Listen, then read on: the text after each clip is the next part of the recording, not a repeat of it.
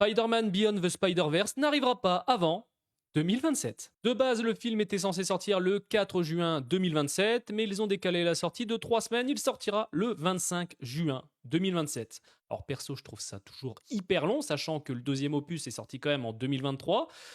Donc franchement, j'ai hâte de voir ce film, mais c'est vrai que ça fait hyper long, surtout que pour moi, les 2 premiers opus étaient incroyables. Mets-moi dans les commentaires si tu as vu les 2 premiers opus, mais je trouve que en film d'animation, Sony cartonne. Et le pire, c'est quand tu vois que là, Sony cartonne avec ce film d'animation, mais qu'il n'y arrive pas avec les films de super-héros en live action. On peut prendre Kraven, on peut prendre Venom, on peut prendre Madame Web et tout ce qu'ils ont fait autour, tu vois. Et je trouve ça hyper dommage. Alors oui, c'est pas exactement la même branche de Sony qui gère cette partie-là, mais je trouve ça dommage.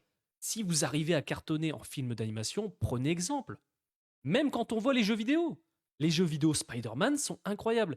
Et nous, en tant que fans, c'est ce qu'on veut en live action, tu vois.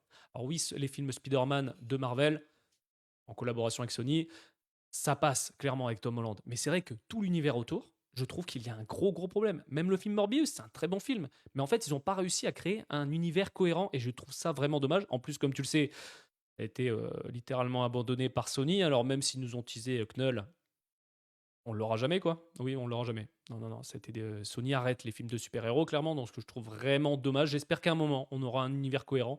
C'est vrai que je trouve ça dommage de cartonner en film d'animation et de ne pas réussir à cartonner en live action.